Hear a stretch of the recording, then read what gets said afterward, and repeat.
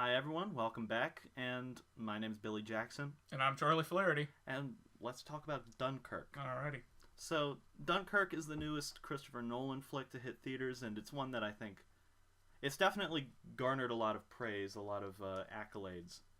Uh, but I know you're not as high on it as a lot of people seem to be. What's your opinion? Yeah, so I saw this right when the movie came out, with some family members, and I for the most part I enjoyed myself with the movie. I thought there were some lulls in it at certain parts of the plot. I think my biggest issue was that there weren't a lot of. I felt like we weren't introduced to any characters until like 30 minutes into the movie. Like, I didn't know who I was watching other than British boy number one, British boy number two.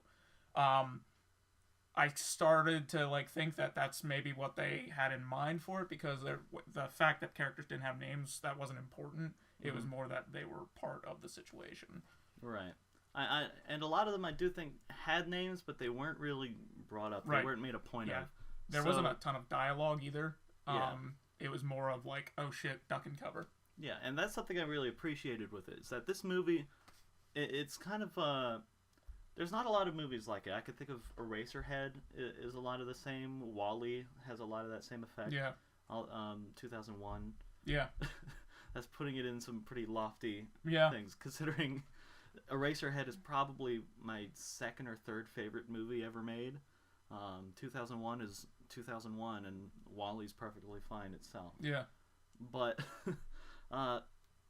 this movie has next to no real dialogue, and that's something I think is really working in its favor, and something that I think sets it apart from most other movies in that genre. And it's clearly something Nolan stuck to pretty severely. Yeah. Yeah, definitely. He definitely, it felt like he wanted more to show off the camera work and the sound design in the movie than anything else. Yeah, and this movie has fantastic sound design. I already compared it to Eraserhead. It's not quite to the level it is in Eraserhead, but it's still remarkable sound design. It puts you right into the situation and makes you feel as if you're right in the middle of everything. It's all.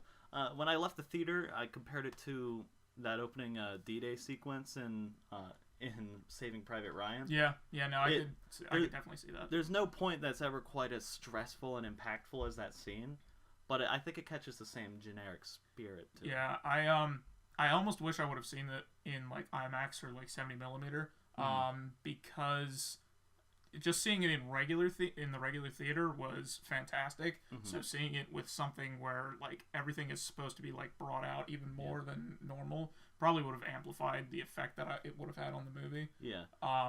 You said it was shot in 70, right? Was this movie shot in 70 millimeter? I believe it was shot in 70 millimeter. I'll have to cross-reference it, but Okay. I've heard from elsewhere that it was shot 70 millimeter, but I think that's true. Yeah. I don't know. But what was it about this movie that most pulls you in? Because the cinematography is really, really very solid. There's no one scene that blows you away. Yeah. From a cinematic perspective, other than maybe the dogfights. Yeah. I think the dogfights were the best part of the movie. I also agree that the dogfights were the best part of the movie, not just because of the cinematography, but the sound design and the characters that were like the RAF are definitely the heroes of the movie, which were true for the most part for like the invasion of Britain during World War II, because they were outnumbered and outgunned, and they still managed to fend off the German forces. Yeah. So yeah, no, I definitely say I liked the fact that they went into that first-person view when they were doing the dogfights. I thought that was a very interesting like viewpoint. Yeah, I'd read up on how exactly Nolan accomplished that, and I think it's pretty interesting, because Nolan likes to stay far from CGI, and that's something that I love the spirit of. I don't think CGI itself is necessarily bad, but bad CGI is. Yeah. Oh, absolutely. I think you should go practical whenever you have the opportunity. Yeah. And he takes practical effects to the extreme. Yeah, I mean, because all the boats that this movie has a fetish with sinking boats. Oh yeah. And they're all real. Yeah. They're real boats. Oh, were they? Yeah. That's cool. Now, one of the historical inaccuracies, I guess, is that they were French boats. Like, it was the same model of boat from the same era, but they were owned by the French. Whatever. Who cares? Whatever. These, but beyond that, they're like, historically speaking, it's a pretty accurate movie. Yeah. Like, there's really not too much it gets wrong. I mean, it wasn't all civilians that came in to rescue the soldiers. It was a lot of it was commandeered vessels from. But you also can't show every single vessel that is going after the troops. Now, I mean, you said earlier that it was Nolan likes to stick to his practical effects, and if it would have been any other director, that would have surprised me a lot more. But with what we've seen from Nolan before, like with The Dark Knight when they flipped the tractor trailer, that was completely practical. Yeah. So none of that surprises me that he wanted to keep it all practical, because that's just the kind of director that he is. Yeah, and in Dunkirk, I don't think there's really that one scene that blows you away with its filmmaking, but it's solidly very good the whole way throughout, and the whole thing's impressive. Yeah. But like, for example, the dogfights, and I brought this up earlier and I trailed off from it, but the dogfights were entirely practical. Yep. And the way that they filmed it, that they got the camera inside these actual planes, these actual model, like, these are the planes from that era. Yeah. Was that they had two cockpits. And so they had an actual pilot in there, and then they had the actors like Tom Hardy and everyone in there. Okay. And I just think those were the most spectacular sequences. Yeah. Because you see, I think they raised the bar for dogfights in the future. Yeah. Because I don't think they're going to be able to get away with much less. I mean, previously, anymore. If you were going to watch a dogfight, or like a movie that had dogfights in it, you either get a first-person close-up or like face cam of whoever's flying the plane, or you get kind of like a third-person omniscient view where you're looking at both the planes at once. You never really get that viewpoint like you are in the plane, you're piloting that plane. Yeah. I think one of the other scenes that really grabbed me in the movie, this is when I really started to enjoy it, it was earlier on, but it was when everyone was on the beach and the blitzkrieg started happening. When they start bombing. The sound of the planes like just coming down at that angle was like absolutely terrifying. Like, if you were on that beach, I mean, I could totally understand, like, these people were like screaming duck and cover, which totally made sense, because in the theater all you could hear were the planes just coming down, and just trying to blow the shit out of the British and French troops. The sound design was terrific. Yeah, it definitely upgraded the movie to the next level. Like, well, because a lot of directors always forget about just what's possible with their medium. And I think Tony Zhu from Every Frame of Painting did a very good video about boring, static comedies and how Edgar Wright is able to subvert that. I think Christopher Nolan, with the audio in this movie, helped reawaken this push for good sound in film. Because a lot of action movies these days are just stock sound effects. Yeah. And like, you'll be watching The Walking Dead, and it's the same gunshot sound effect every time. Yep. And it puts me off. The Walking Dead, if you're listening to me, The Walking Dead, stop using the same sound effect for every gun. It gets boring. Just stop. Yep. They don't make the same sound. Big guns make big boom. Little gun make little boom. And then the stupid muzzle flares that they do. Yeah. But, and so Dunkirk's played all for realism. Yeah. And I think it's interesting that the movie's so visceral, given that it's a PG-13. Yeah, no, I think they definitely could have gotten away with an R rating in this movie, and they probably could have gotten away with some more visually, like, stuff that would have, like, grabbed you. But I also think that what they did with the PG-13 movie was perfectly fine. They were able to make the PG-13 work. Yeah. And Christopher Nolan has always done this, because Christopher Nolan has never made an R-rated film. That's true. But, or what was his second movie? I don't think he's made an R-rated film. I don't think his second movie was R-rated. Either way. The one after Memento, or third, I should say. Memento was his second. Whatever. But Whatever. hey, you stop. You stop flashing gang signs on my channel. Gang, gang. Gang. But just I think they could have gone with a bit of gore. Yeah, I mean, it's a war movie, so I almost expected that. Yeah. I mean, and this is different than whatever war movie you think you're gonna see. Yeah.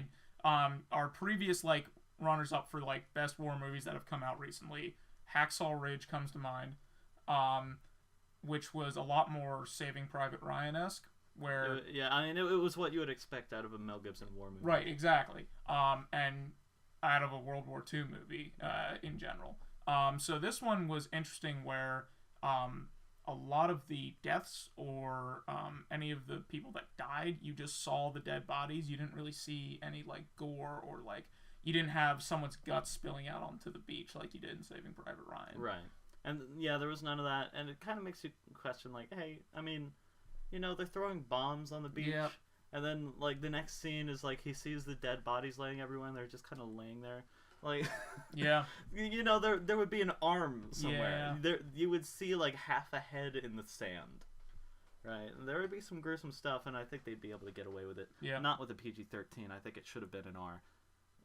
But I could see why they'd want it to appeal to a larger audience. I mean, it's a larger audience, like you said. Which, it's interesting that they made a World War II action movie into a summer blockbuster. Yeah.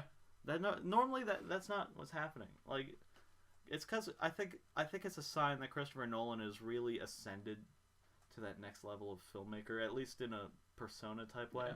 I mean, this is his first war movie, isn't it? Yes. That's what I thought. Yeah. Mm-hmm. Which was an interesting take on it, because as a first war movie, you expect a Hacksaw Ridge or a Saving Private Ryan or something similar to that. Neither of which were their first war movies. No, they weren't. But like you expect to see the gore. You would expect you would expect something less restrained. Yeah. And I think I don't want to say that's generic. Dunkirk is nothing if not restrained. Yeah. Christopher Nolan clearly has a lot of rules that he follows with his movies. I don't think he's like as strict and as restricting as someone like a David Fincher or an Ethan and Joel Coen, but he's definitely someone that has an idea for his movie and how it's going to progress. Yeah, right. So where do you rank Dunkirk in like the echelon of Nolan movies? Okay, so I'd probably put Dark Knight at the top. Okay. Mainly based off of Heath Ledger's performance in that. Okay. I'd probably put Dunkirk, like, I think it was better than Dark Knight Rises. Yes. After mulling it over a million times. Yeah, yes. after mulling it over, because I wasn't happy with the movie at first. I don't like the Dark Knight Rises. But after mulling it over, I definitely enjoyed the performances in Dunkirk a lot more than a lot of previous Nolan movies. I also thought that the plot was something that was well thought out, and it didn't need the dialogue that I thought I was going to be getting in the movie. And that's kind of why I needed to think about it after I had watched it, which I usually do. I mean, I have to mull every movie over that I watch. I mean, Rogue One was the opposite for me, where I was like, man, this is a cool movie, and then I sat there and I'm like, maybe not so much. But no, this was like, I went into the movie and I was like, okay, stellar sound design, stellar cinematography. At first I thought the fact that there wasn't a lot of dialogue was kind of weak, but then, as I said, it wasn't necessary for the type of film that it was.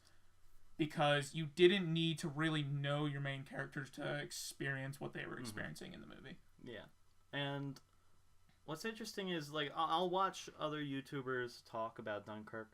I've seen all that type of stuff. But the ones that really gush over it are the Brits. Yeah. They're really loving this movie, whereas a lot of Americans certainly are very interested in it, but I don't think Americans have the same attachment to the event that Brits would have. Which, I mean, that makes sense. Which, I mean, speaking from an American perspective, I don't even remember learning about Dunkirk in school. Mm-hmm. I had to figure it out for myself just out of my interest for history. Yeah, I knew about it just because I'm not. I wouldn't call myself a history buff, but I do enjoy history. Yeah. But I know a lot of the details about it. I ended up looking up a lot of them afterwards.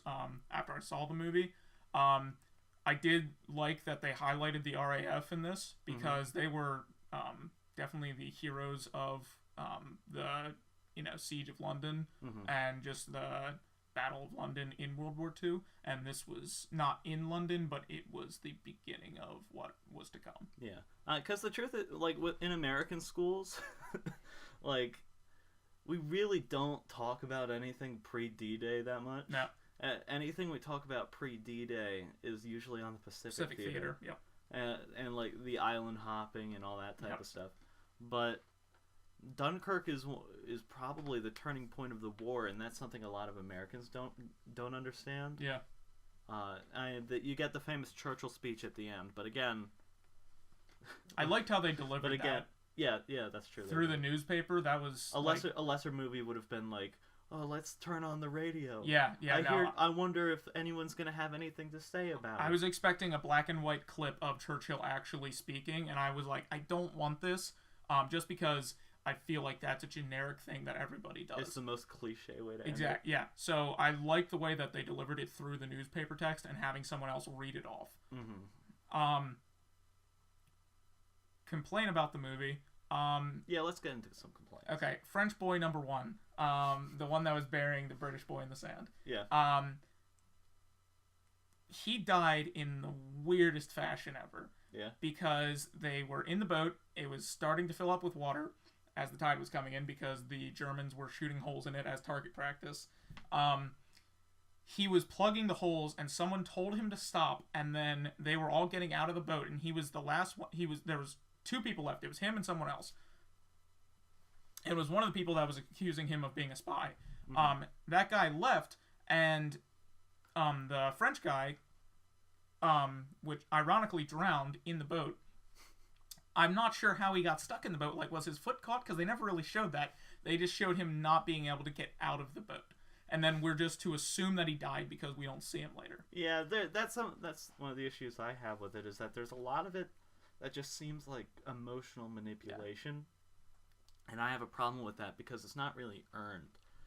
My biggest problem with the movie has to be with the one kid that were really they hammered the name in there. The kid named George. Oh yeah, George.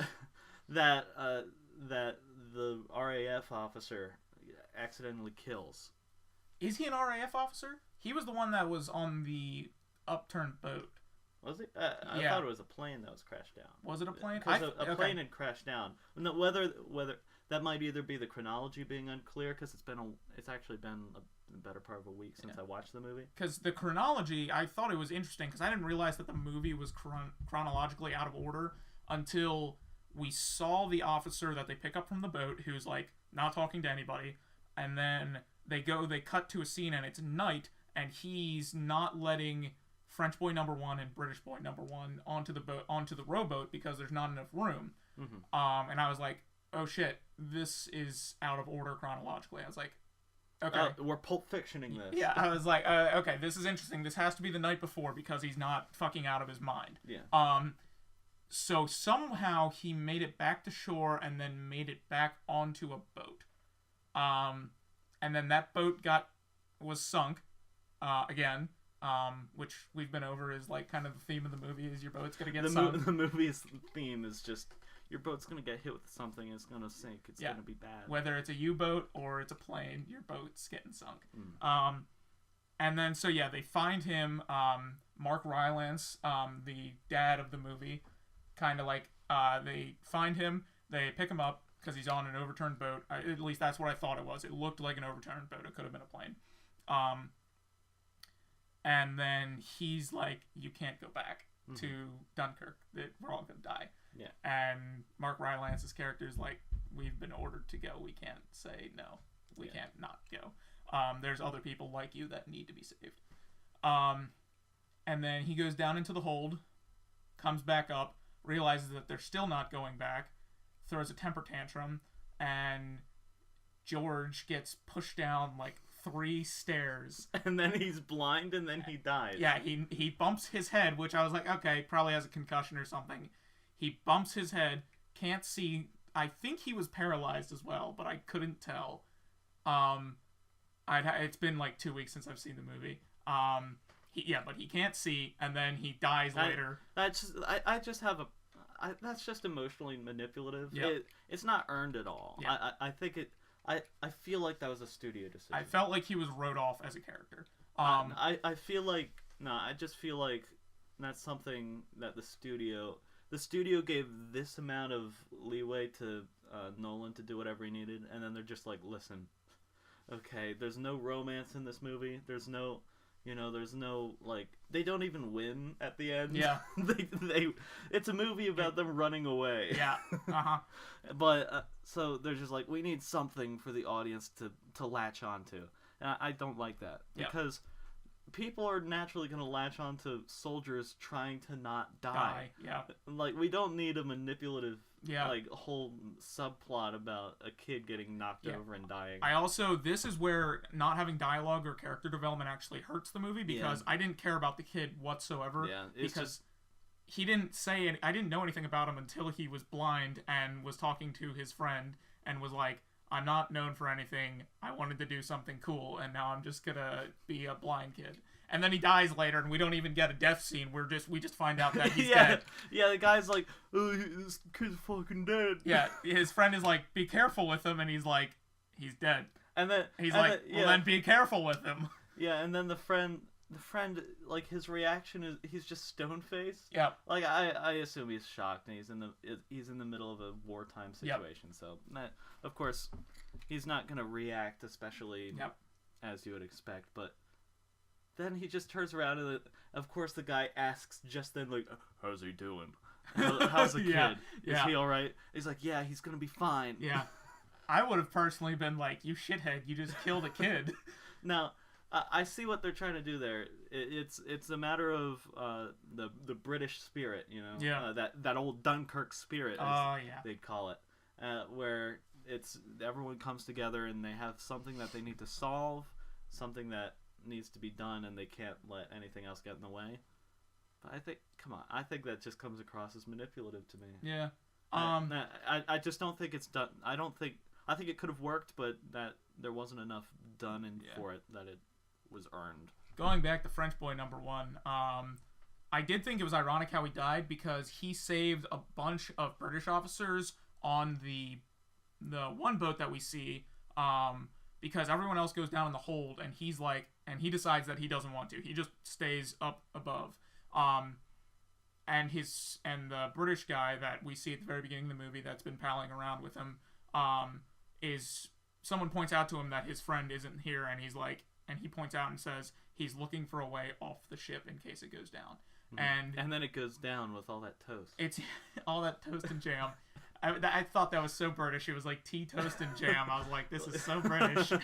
But no, and so I thought it was ironic the way he died, because he saved a bunch of the people that probably wanted to kill him later because they thought he was a German spy, by opening up the bulkhead, so that they could swim out when it was flooding with water because a U-boat had hit them. Mm-hmm.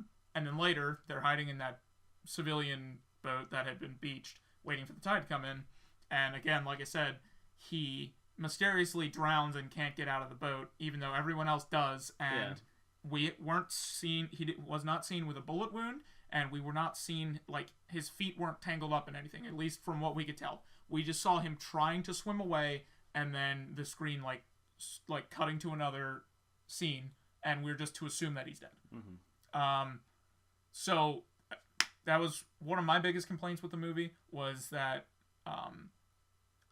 we didn't need the character development for the most part for the movie, but for the character deaths, and that should have been worked up. Yeah, it should have been worked up. We should have been given something more that we care about them. Yeah, because if we're gonna do like the chronology death type shit, do it like Pulp Fiction. Yeah, where you have the time to associate yourself with the character. Yep. Like you associate yourself with Vincent for the whole movie. Yeah. And you get to know this guy, and then suddenly the roles are flipped where it's not in his perspective anymore, and then he gets shot and killed. Yeah, I mean, it's very interesting the way they present that because he is the main character for the majority of the movie. Mm-hmm. He's in most of the scenes. I just think Dunkirk would have benefited from something like that, to put a bit more focus on the characters who are going to be the sacrificial lambs. Yeah. Tom Hardy was my favorite performance. Okay. I really liked Mark Rylance. Yeah, he was also very good, but I liked Tom Hardy's performance. I enjoyed his character. I also thought it was interesting the way they ended it with his character, because we weren't really given we weren't told that he died. We were shown that he was captured. And that was it. He set his plane on fire with the flare. I assume that was so that his plane wouldn't fall into enemy hands. But yeah. He sets it on fire, and then a couple minutes later, he's just kind of standing by it. As soon as it catches a blaze, the German officers come up and march away with him. So I thought that was very interesting. I also kind of liked the... I was actually rooting for him when he was putting down his landing gear, because I was 50-50 for the most part, where I was just okay, he's getting very low to the ground. Are they going to have him crash and burn? Is he going to fucking crash into the crowd? I was like, is he going to... He clears the crowd, and he's going past the zone where it's safe to be as a British or a French soldier, and he's using the manual pump to put his landing gear down, because he doesn't have any power to his plane anymore. He used up all the gasoline, and he's pumping, and right before he touches the ground, he gets the landing gear extended the whole way and lands it. And I was like, oh, that's cool.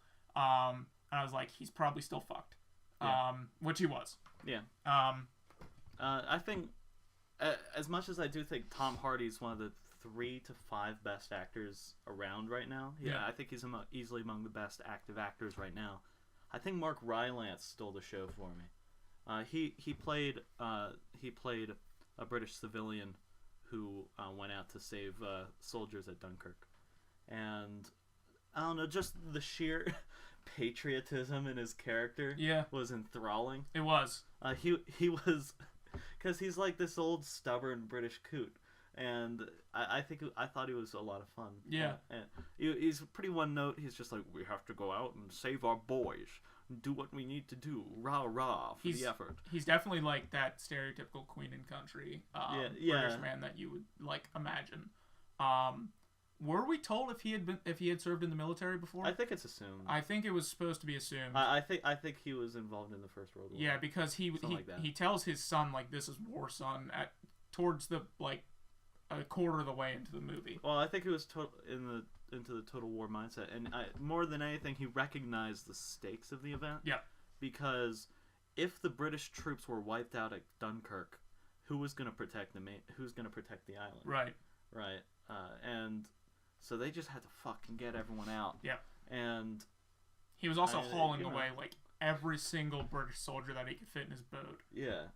They were a little past their carrying capacity. Yeah, they were they just crammed people on. Well, the one guy was the British kid that we'd been following around for the entire movie. They turn on the motors because the oil is about to light on fire, and he's being drugged through the water because they didn't have time to get him in the boat. So one person is holding onto his arm, and he's basically being hydroplaned through the water because that's the only way they can save him. That's the best way I can describe it, because they didn't have time to pull him up, so they just were he was holding on. Yeah. That was a pretty rousing scene as well. Was when all the oil gets in the water. Yeah, I thought about it, and the RAF officer that they pick up later, he was Tom Hardy's wingman, was the oil is about to catch, because there was a boat in the water. Why was the oil about to catch on fire? Was there another plane coming down? I think there was a plane coming down, and it was gonna catch the oil on fire. Yeah. So they were trying to get as many people into the boat as possible. And the RAF officer he'd been downed. His plane went down earlier, so Tom Hardy was the only one left in the skies, because they had only sent 3 planes, because that's all they could muster. and they rescued him. He almost drowned, which I thought that was also an interesting scene because we definitely got a lot of screen time with the RAF officers. I think they probably had the most dialogue out of any characters between each other and two other people.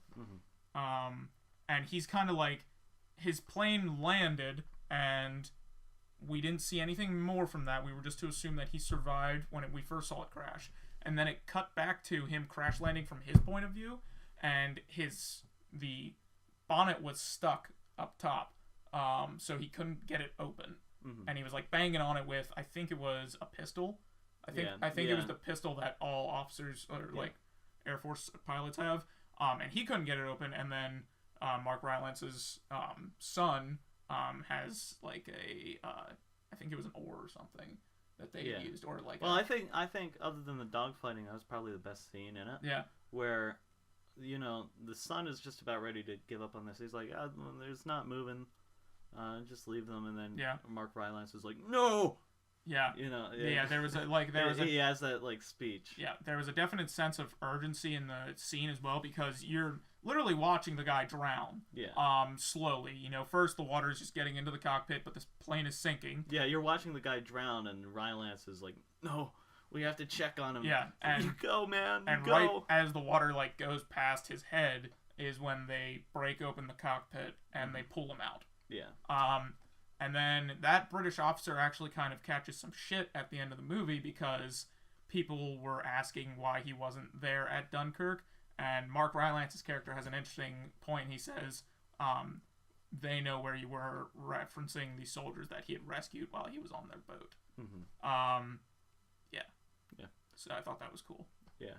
And all around, I think Dunkirk is a very well-made, well-executed movie. It has some problems. Yep. It's definitely not without some faults. I think it has a lot of problems with characterization, and I think there are points where it gets to be too manipulative for its own good.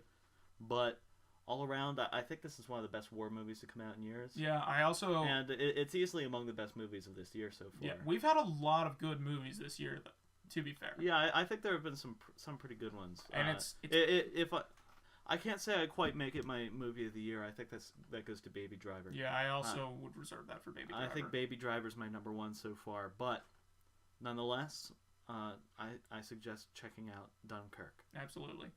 I'd give it like an 8 out of 10. I'd give it probably a 7. Maybe I'd stretch to an 8. Yeah. All right, we'll see you guys next time.